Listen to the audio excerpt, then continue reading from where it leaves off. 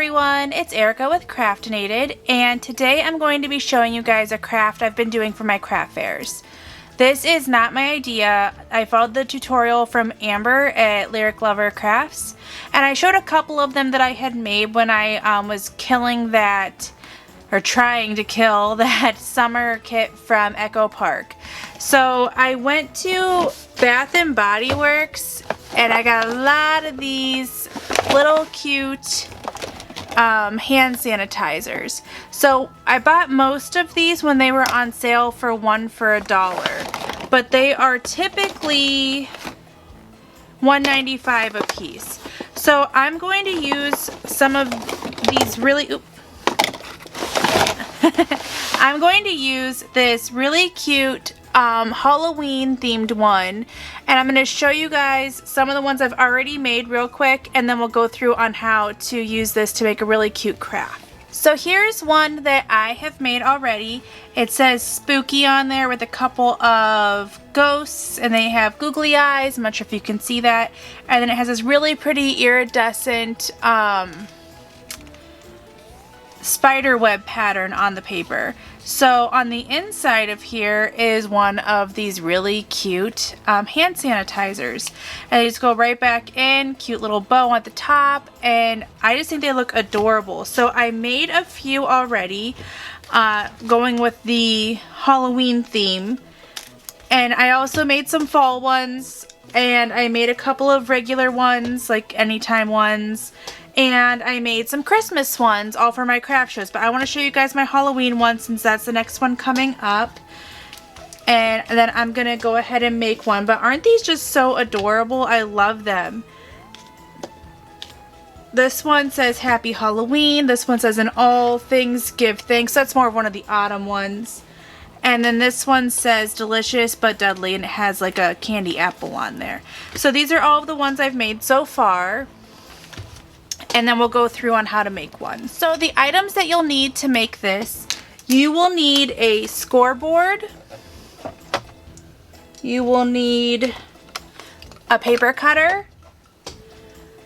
If you don't have one of these tag toppers, you can use scissors and a hole punch, but I think the tag topper is really nice to make everything look really even and just simple to do. You'll need some ribbon. You'll need some like baker's twine or jute. I'm going to use some scrap for this. So I have this piece of black paper for the base. This is some scrap that I have that I'm going to use for the pattern paper. And then I'm going to use these skull stickers that I have for the front. And then you'll need your glue. So that's everything you're going to need is right here. This is a really simple, really quick project. And of course, you're going to need your cute little hand sanitizer. So let's go ahead and I'm going to cut down what I need to cut down. So first I'm going to cut this, the cardstock. This is an 8.5 by 11 piece. It's a little bit thicker cardstock, but not super thick. I forget what it was because I took it out of the packaging.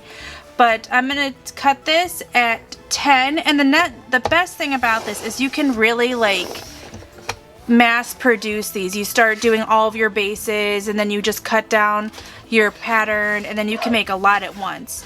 And then I'm going to do by 2, so this piece is going to be 10 by 2. And then you're going to need a piece at 1.5 by 6.5. So normally what I would do is I would cut these all out in 2s, and then I would get another piece and make some of the other sizes, but I'm just going to do it all at once. So let's do 1.5 first.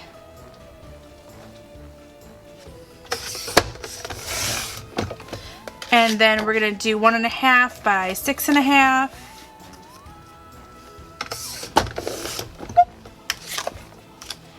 And then we're going to do our pattern cardstock here, and we're going to cut this at, they're going to be 2 pieces at 2 by 4.5.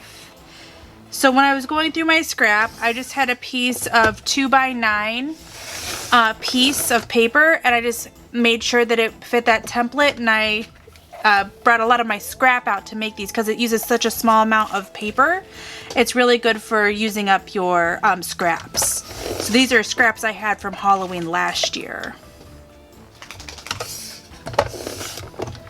All right, so that's all of the cutting we're going to do, and then we're going to do some scoring.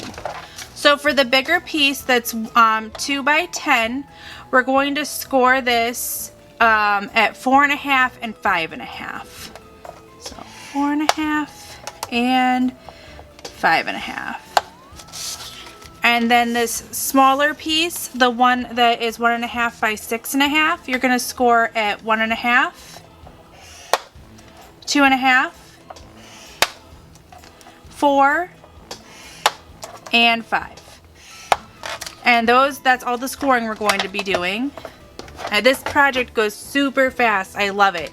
So I'm just going to fold on my score lines here and fold this as well. So the one thing that I do a little bit differently than what Amber does, and you can use a bone folder too. I just didn't grab it, so we'll just use my finger to crease it a little bit better. So the one thing I do differently than what Amber does is I'm going to adhere these pieces down first before I use my tag punch. I believe she just did it so you lined it up, but I find it so much easier to make them look crisp if you just attach it first and then do the punch. So I'm just going to put glue around the edges here.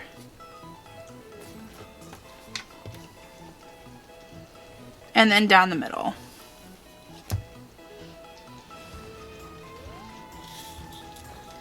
Then I just like to line it up with the edge.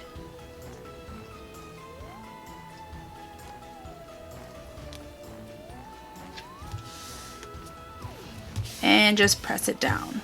And again, you could use your bone folder. I just didn't grab one. So then I'm going to put the second piece on to the other side. And we'll do the same thing where we go around the edge.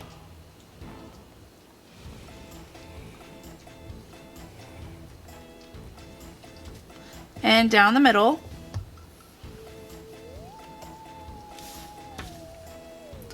Line it up.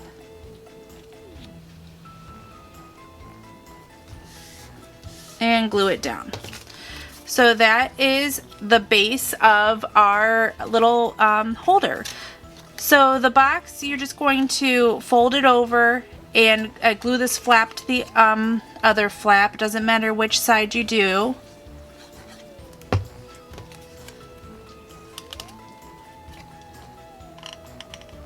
And then I'm going to cut my toppers with this tag punch. So this is such a nice tag punch. I got it, it's from Stamping Up. And I love it. It just does such a good job with getting these to look super cute. And like Amber said in her video, they look like little presents, like they're little gift bags. And I just think they're so adorable. So there's that one. And then I'm going to glue my box to the inside. And you just follow the score line, but you want to go a little bit above it because you don't want it to impede on the folding.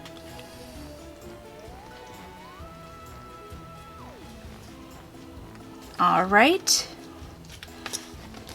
And then one other thing that I do, I'm not sure that Amber did this, but I put this inside and then put the glue on, and then that way it helps when you're gluing it down to keep it like in place.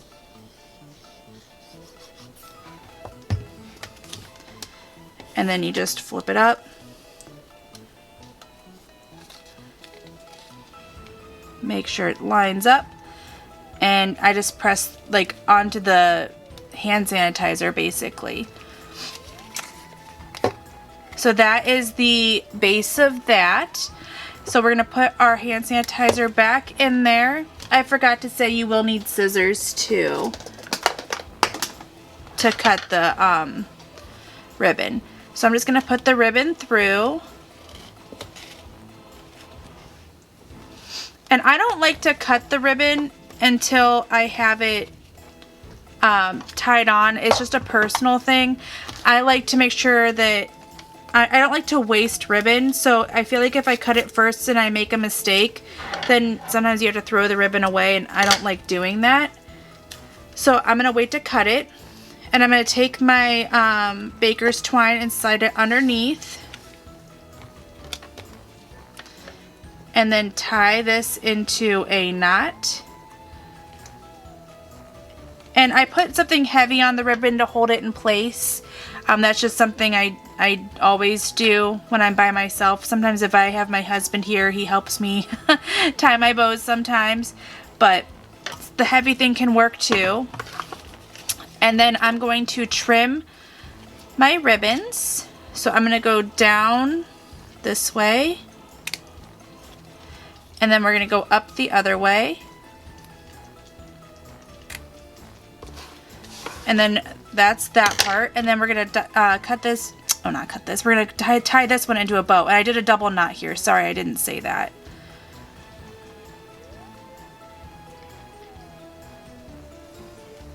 So then I'm going to make my bow more even.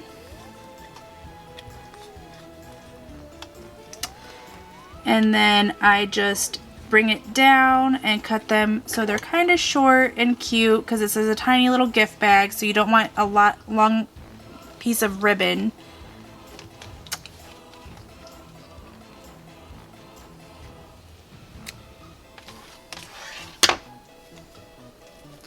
Let's fix it up a bit. And then I'm going to take one of these skulls. I think I'm going to do this gray one here. Yes, I think that one's cute. And we're just going to glue it right down in the middle.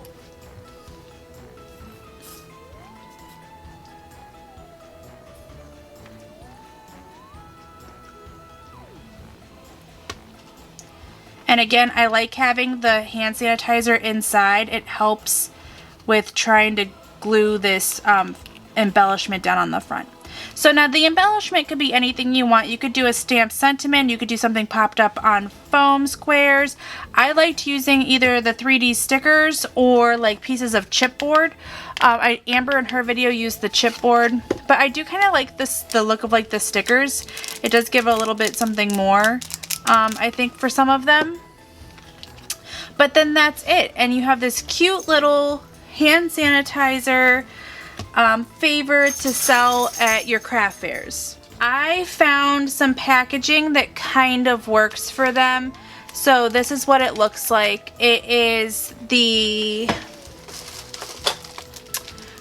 FGPB11 from Clear Bags. So I can link that down in the description below. And then I just used some of my white like jute to tie at the top. But the only problem is the base of this bag is too big for the base of the project. So I did have to fold it over, and I just put a piece of clear tape behind it. I do think it looks cute. I probably will package them like this for my craft fairs, just because I like to keep my stuff in plastic for when people are touching it at craft shows or going through things, so that way the item inside doesn't get destroyed if, you know, somebody has something on their hands or whatever.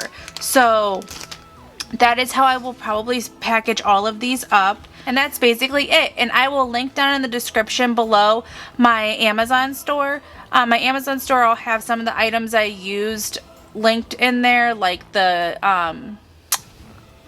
art glitter glue and a scoreboard, all of those supplies I used. So like I said, this tutorial was by Amber. She's amazing. I will link her video below, and I want to thank her so much because I think these are going to sell really well at craft fairs. So she said she's going to sell hers for $4 or 2 for $7. Like I said, the retail value of the hand sanitizer is $2, so I think that is a fair price. I probably will do something similar at my craft fairs. And yeah, so that's basically everything. Again, I'll link everything below down in the description. And as always, you can subscribe to my YouTube channel here. If you hit the bell below, you'll get notifications when I come out with new videos. And you can follow me on Facebook, Instagram, and TikTok.